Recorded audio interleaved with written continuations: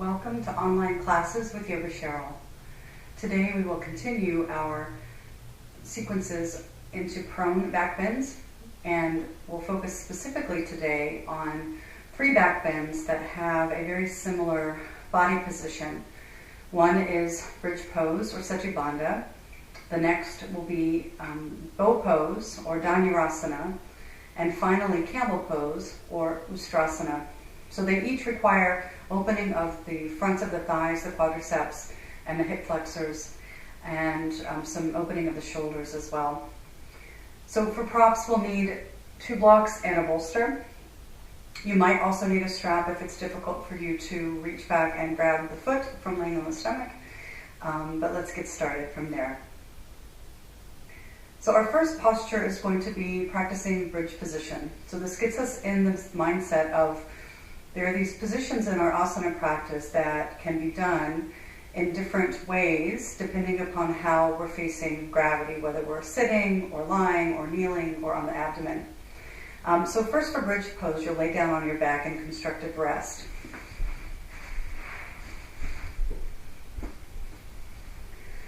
So from this constructive rest position, feet are on the floor, palms are beside you. And let's just notice the parts of the back of the body that are touching the floor, so you can feel the soles of the feet on the floor, the back of the pelvis on the floor, the shoulder blades and the head. So there's a little bit of space here at the lumbar spine. So starting by rocking and tilting the pelvis as you breathe in, rock the tailbone toward the ground so the belly and the back arch away from the floor.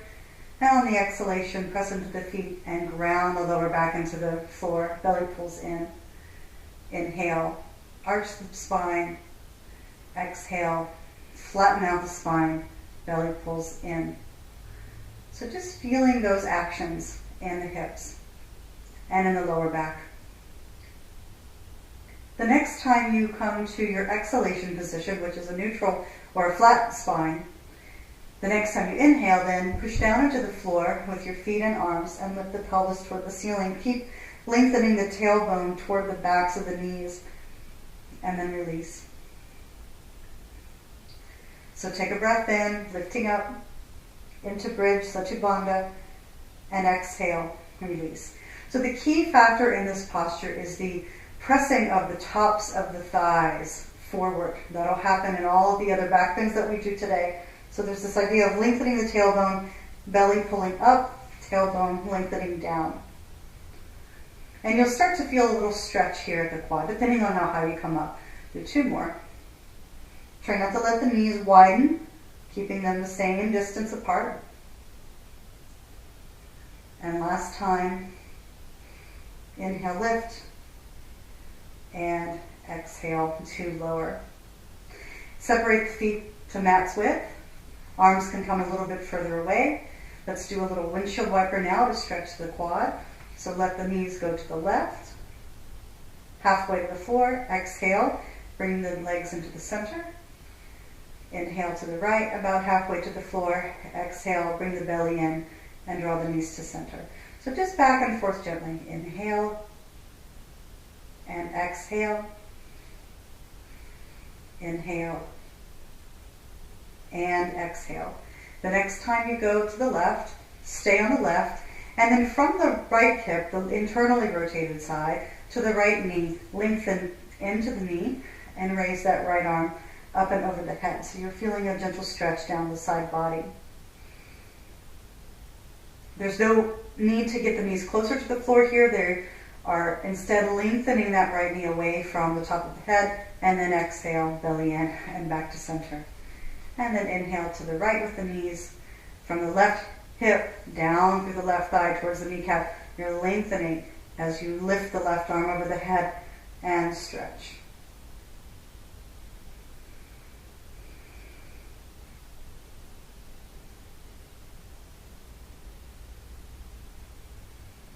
And exhale, belly in, arm down, coming back to the center. And then let the knees come to the chest, one and then the other, a little side to side rocking.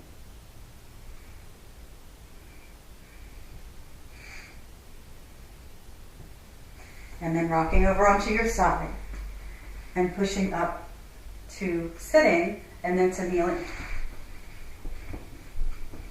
So kneel here, upright. So it's a very similar body position that we just came out of. This is almost like your in-bridge position. Belly is in, tailbone is long. As you're breathing in, I would bring the hands to the heart or reach them all the way up toward the ceiling. And as you're exhaling, sit back on the feet. Bring the hands beside the hips and fold forward into child's pose. The head does not have to touch the floor. If this is difficult, you can also just come to sort of this crouched position where you're not quite coming so far towards the floor. Wait for your inhalation, and then sit up, torso, hips forward, arms raised.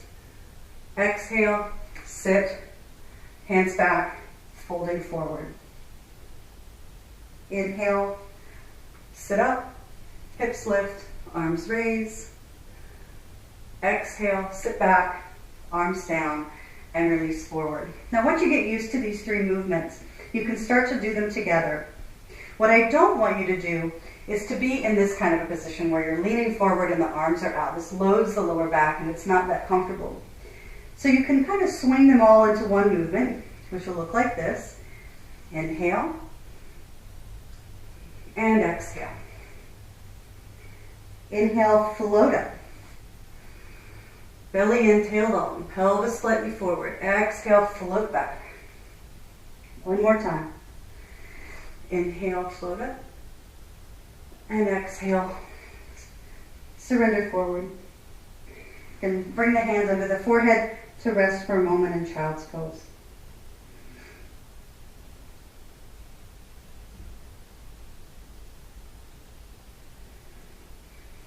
And then sit up all the way. Find your blocks.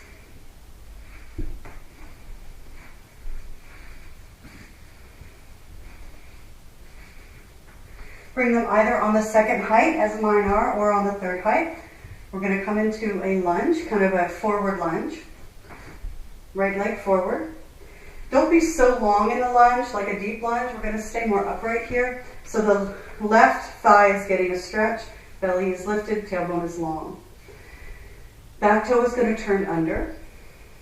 Hands are going to come to the heart on the inhalation, or the arms will reach all the way up and over the head. As you stretch through the left quad, exhalation, hands come to the blocks, and we take the back toe under and straighten through both knees. Now at first the knees might not straighten all the way.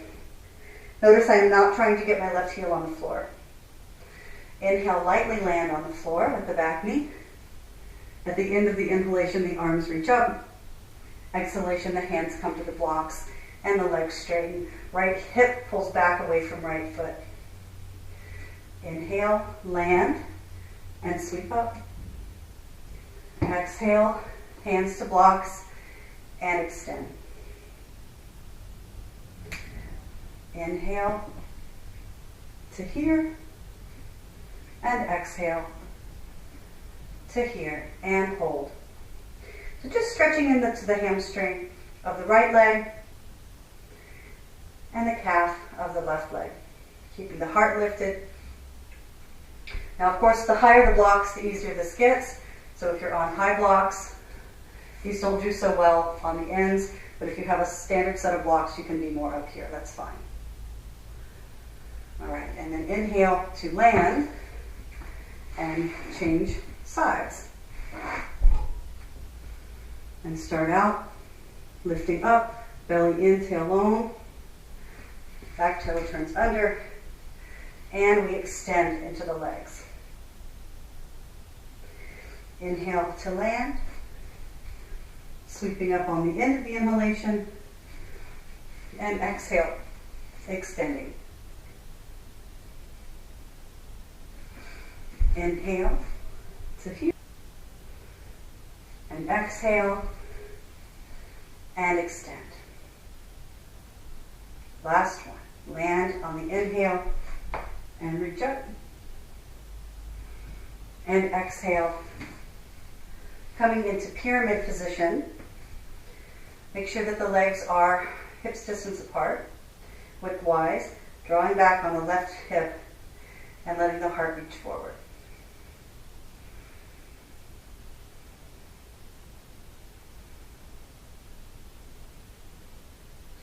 Good. And then inhale to land, and then come back to your position and sit back on feet. All right. So next, we're going to stretch the quadricep muscle from a lying down position, from a belly prone. So I'm going to bring my blocks out of the way and lay down on the stomach.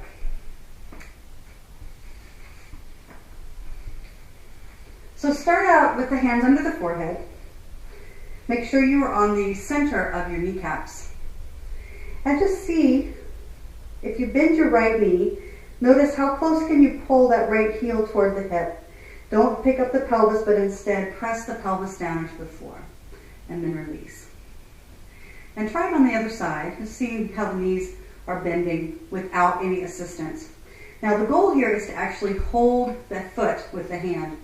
So let's try that. If the right hand comes behind you or beside you, left-handed head is still down on the left hand.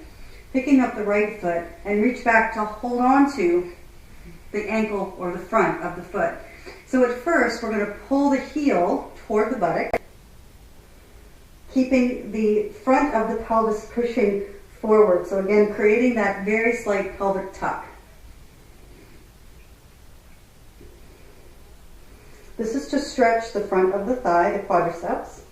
So lengthening out from the hip into the kneecap.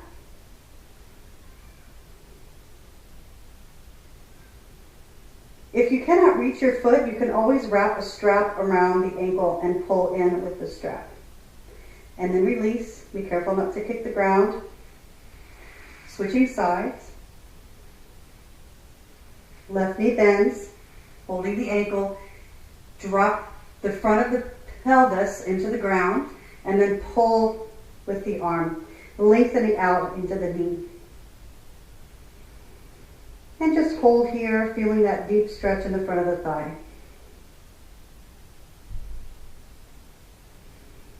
And then release. So the next position would be to come up into frog position or Bakasana. But before we do that, let's warm up the back just a little bit into a little bit of Cobra. So next we're going to bring the hands underneath the chest. Elbows are in, legs are heavy, pelvis is dropping into the floor. As you're breathing in, start to lift the chest, press into the floor with the arms, and push yourself up until the arms are almost straight. And then as you exhale, you're going to release all the way back down to the floor. If that's too much on the back, you don't have to go up so high. You can come to here. Any amount is fine. So 2 more times. Inhale, lifting, and exhale, releasing. Inhale, lifting, and exhale, releasing. Let's do 1 more and hold. Inhale, come up, elbows in, shoulders down, belly in. Keep breathing. And then exhale, come back to the floor. Little shake of the hip to relax the back and buttocks. And then come up into a Sphinx position. So the elbows are right underneath the armpits. The arms are about body's distance apart. So to come into frog, get the knees a little closer together. I'm going to use my right hand first. So to help me keep my balance, my left hand is going to come to the right side of the mat. My right knee is going to bend. I'm going to reach back with my right hand and pull the right heel toward the buttock. Now, depending on how the shoulder is feeling today, you can just pull straight in.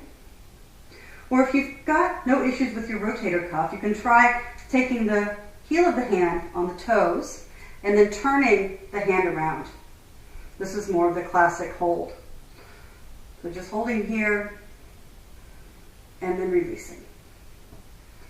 And then elbow, right hand to left side, left knee bending, holding on to that left foot, pulling in, holding the top, or spinning the arm.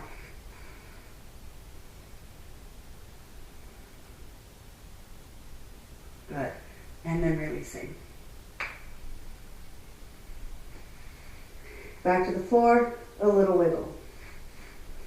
Now at any time during this practice, you can come up into downward dog or an extended child's position by bringing the hands under the chest, pushing yourself up.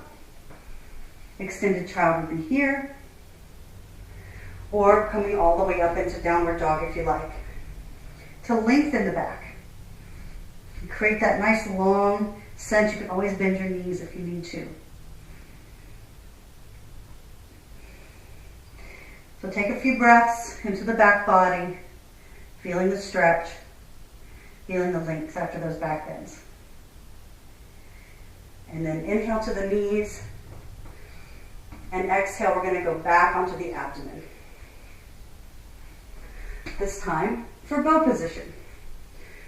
So there's two actions that happen with bow. Instead of pulling the feet toward the hip like we did before, you're actually holding the feet and pushing the feet into the hands.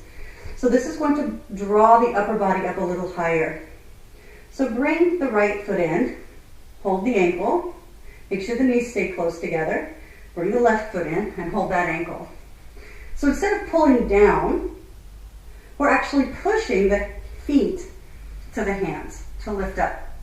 So you're balancing on the space between the hip bones and the rib cage.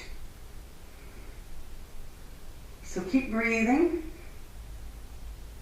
and then release. We're going to do that a few times. Don't let go of the feet.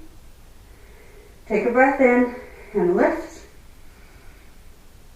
Take a breath out and release. Take a breath in and lift. Breathe out to release.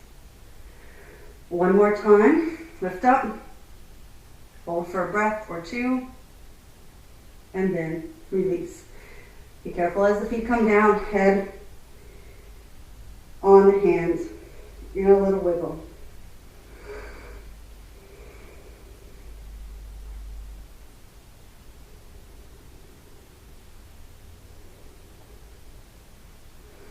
And then hands under chest again, lifting up, pushing back into extended child, or coming up into downward facing dog.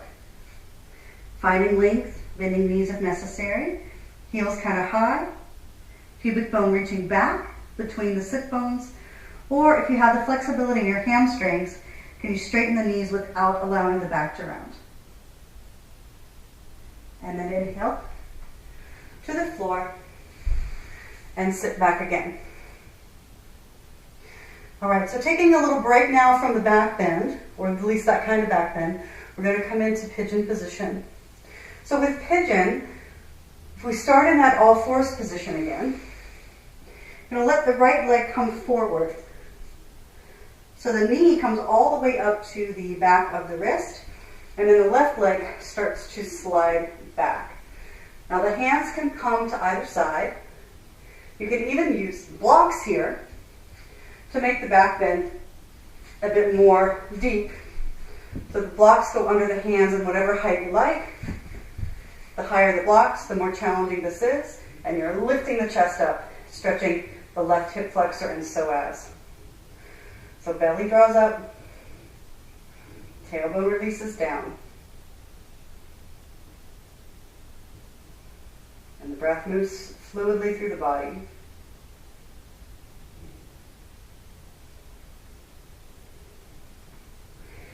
Then release yourself forward into the forward bend, which is more of a hip opener.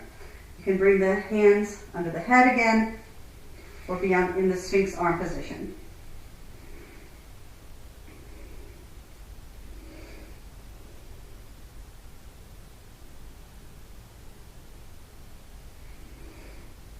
Taking some breaths in, releasing the breath all the way out.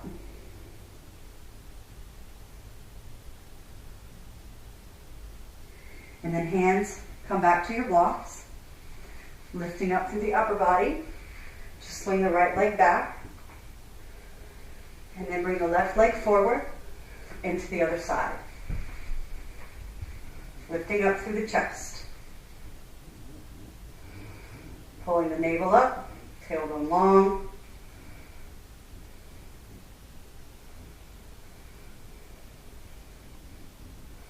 probably feeling a difference between the two sides. And then laying forward, lengthening out to come to the forward bended position.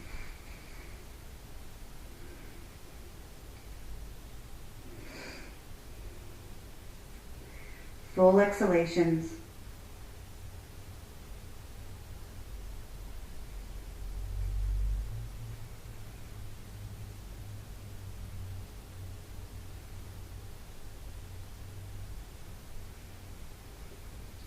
And then hands back to blocks and lifting up and back to all fours. All right. So now from this position, we're going to do a little bit of a stretch for the shoulder. So coming back to your hands and your knees position, and allow your hands to go behind you, clasping the hands together. If the hands cannot clasp easily together, you can hold a strap behind your back. Lift the chest, starting to emulate the torso position for all of these back bends. And then as you're exhaling, your knees can be a little bit wider than your feet. Come forward into child's pose. Raise the arms up behind the back to stretch the chest and stretch the front of the shoulder.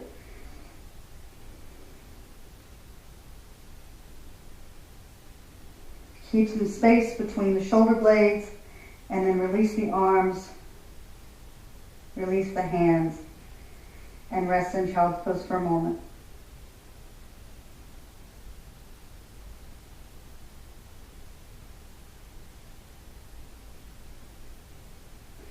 And then push up for the preparation now to get ready for camel position. So in camel position, it's the same thing as bridge. The difference is that in bridge, you're lifting your pelvis up against gravity to intensify the back bend. In bow, you're trying to lift your legs and your upper body against gravity to intensify the back bend. When we come into camel position, we're going to kneel and lean back. So the idea here is that gravity is actually pushing you into the back bend, and you're having to use some of the front of the torso strength, especially in the abdomen, to prevent you from going too far or from collapsing backwards. So you can use blocks as support, or you can use your feet. I always prefer to use my feet, but I'll show you ways that you can use blocks if the feet are too far away. Now remember, you did hold on to your ankles, so feet shouldn't be too far away, but if it's too intense, please don't try to hold the feet. So I'm going to kneel. And the blocks are basically extensions of the hands, as they often are when we're doing any kind of kneeling position. So the idea here is that you can, if you had standard blocks, you can just lay them, or these aren't standard blocks, so I'm going to hold mine and use them sort of like a little extension here of my length of my arm. So the idea is that I'm going to kneel forward. My knees and my feet are about body's distance apart. I'm going to think of lifting up through my belly, tailbone down, and this front area of my pelvis reaching forwards, pressing forward slightly. So lift the heart. You can even bring the hands into Anjali Mudra here if you like. So think of the sternum lifting up towards the thumbs. And then one hand is going to reach back to the floor on the block. So the block can be on the tall height, the block can be on the middle height. Once you get past the middle height, probably can reach back for your foot. Another option is to turn the toe under and use the heel. So that's what I'm going to actually show with, is the heel, because it's a little bit easier to hold. So hands to the heart. I'm going to turn my toes under. I'm going to reach back with the other hand now. So lengthening back, my other hand can stay on my chest. Lift the heart, tailbone down, feeling that stretch in the front of the thigh, and then pull myself forward and up. This can also be done with the arms above the head. So let's try left arm, sweeping up, right arm, sweeping back, and coming into the pose. So just holding here, belly is in, lifting, pelvis is slightly forward, and then to come up, bring the hand back to the heart. Right arm up, left arm back, find your foot, and lift. So elements of that yoga mudra that we just did with the arms behind the back, elements of bridge and of bow, and then coming back to center. Next, we'll try both arms, starting with the hands at the heart. So lifting, both hands swing back, finding the feet, and open the chest. Head should not fall completely back, so feel like you can still breathe and you still have some control of the weight of the head. And then let the heart pull you forward. I'm going to go a step further down so the toes are not pointed now. Start lifting up and reach back. Open the chest. Breathing deeply, keeping a little bit of space between those shoulder blades. Good, and then lifting up through the heart, and then sit back down on the feet and rest. So just notice neutrality in your spine now after the back bend. So there should feel like there's a little bit of natural curve there. And as a way to release the back, let's take a gentle twist from here. Of course, if this position is not comfortable for your feet or your knees, you can always sit on a block between your feet or 2 blocks between your feet, whatever you like. So this is a little better for my knee right now, so I'm going to use the blocks. So turning to the right first, raise the arms, get very long through the sides of the waist. Left hand to right knee, right arm behind the back, and lift and turn the spine. So just to release the back, this should be a very intense twist. Keep it soft. And then inhale to the center, raising up, and exhaling to the left.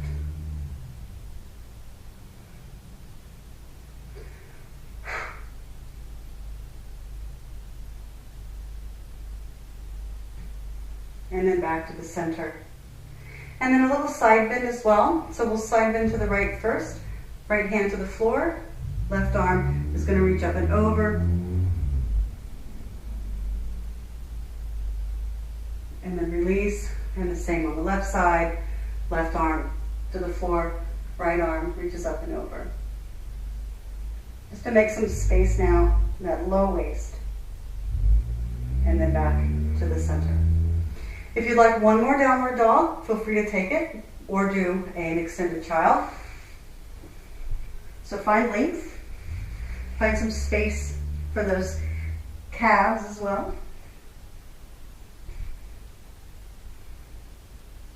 So lengthening back and then coming back down to the floor. Let's take the blocks out of the way. All right. For our final pose, we're going to rest in supported child with a bolster. So bring the bolster between the middle of the thigh.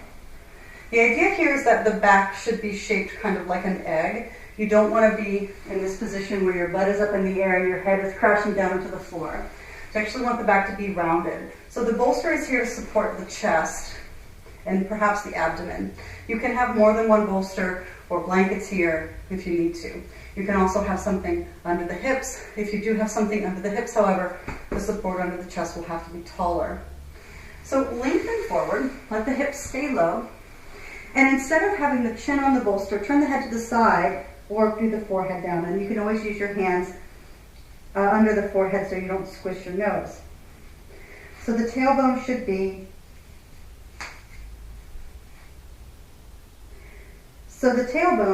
be lengthening down. And you should feel a nice roundness to the spine.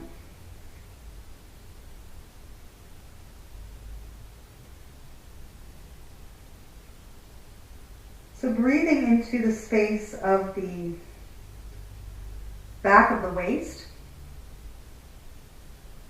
Inhale and feel expansion, almost like fish gills opening, how those ribs move. Exhale, feeling some sense of relaxation there.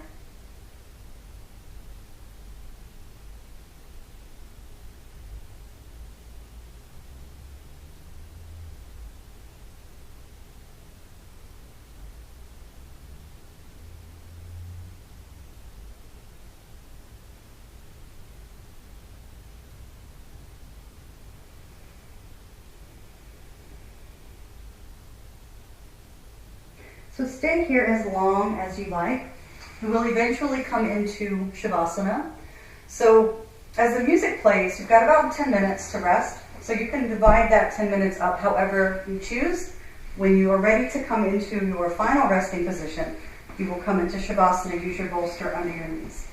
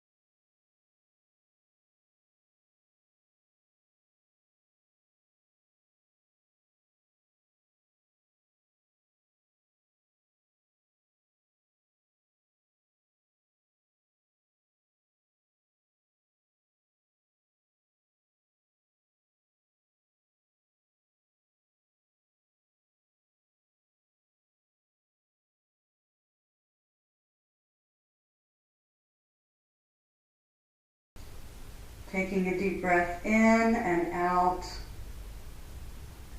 beginning to wiggle the fingers and twinkle the toes. Bend one leg, put the foot on the bolster and the other leg. Carefully roll over to your side and push back up to a seated position.